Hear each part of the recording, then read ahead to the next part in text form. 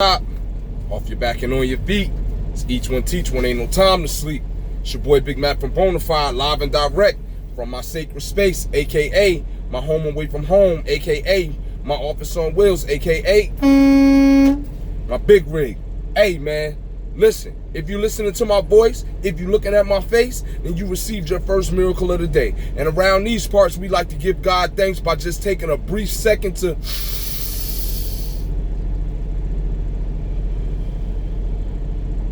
partake in the breath of life that he has blessed us with today. Listen, y'all already know my steeds, man. I ain't gonna take too much of your time. I just wanted to come before you and say, it's hump day. Hey, time going by fast, man. I guess it's true what they say, time go by fast when you're having fun. But check me out, man. I hope that your week thus far has been as productive as you planned for it to be. And if it's not, get off your ass and make something, shake something, man. You know what I'm saying? Because this is a true fact of life that I have come to learn.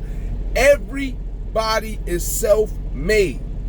Only the successful people will admit it. What does that mean? That means that everybody is a sum total of the decisions that they make on a daily basis. And the successful people have taken control of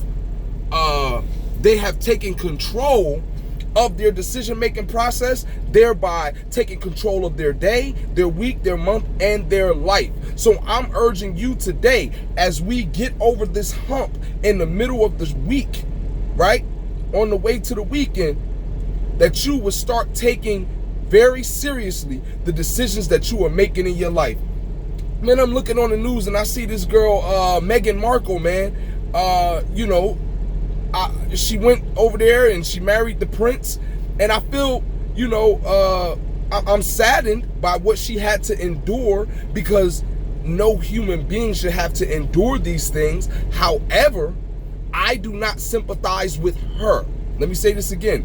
I am saddened by the situation, but I do not sympathize with her. And I'm going to tell you why. Because as I just said, everyone is self-made. You are a sum total of the decisions that you have made up until this point. Miss Markle made a decision to go and join the royal family. Now, the royal family made no qualms about their dislike and disdain for Miss Markle and people who look like her, i.e. you and me, right? They did not ever, they weren't whispering about it. They made it clear. They didn't want her black blood in their bloodline. They made this clear when her and old boy was dating.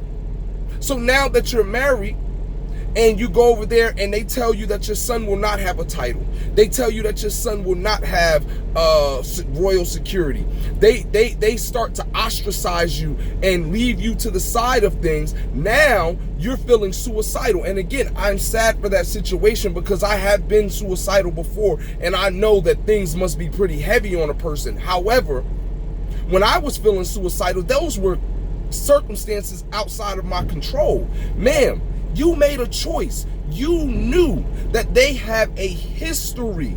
The whole world is colonized, not just the United States, but the world, Craig, is colonized because of these people. You know that they have a historic disdain and dislike for people that look like you and me. So why on earth would you think that because it's 2020, 2021, 2019, whatever you were thinking, that you were going to go over there and be an agent of change? I mean, for goodness sakes, it's alleged that they killed the brother, that they killed the prince's mother because she was so outspoken and opinionated. So what made you think you were going to have an easy go of it? Not only are you opinionated and outspoken, but you black. What made you think this? But again, you are a sum total of your decisions. And this is the defining line between adults and children, between maturity and immaturity. Accountability.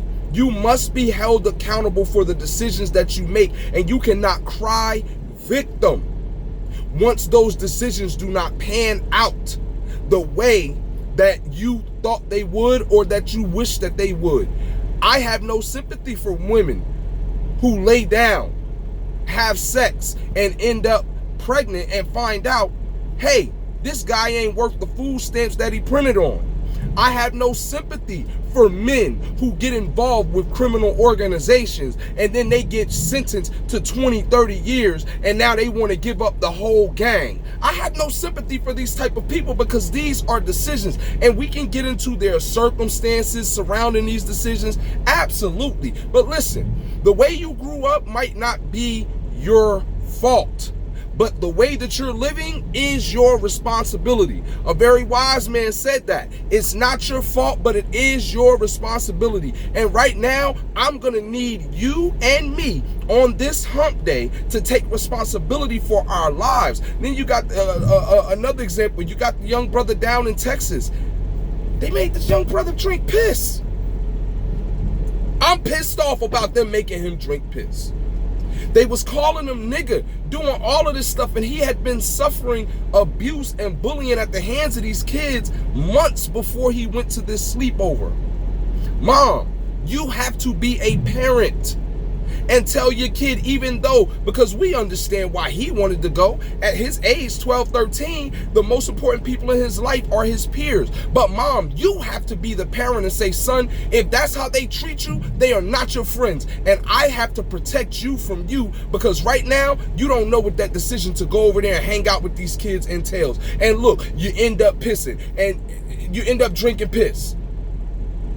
We are a sum total of the decisions that we make.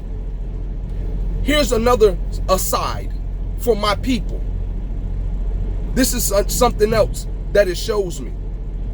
This is a symptom of a bigger sickness that we suffer from, called assimilation. We need to stop asking people to like us. How about you like yourself? How about you like your neighbor? How about you love yourself? How about you love your neighbor? Stop asking these white folks who have been clear about their disdain and dislike for you to like you. Get out of this mindset that they'll love me as soon as they get to know me. No, they might not even give you the chance to get to know them, or them get to know you, because they might kill your black ass.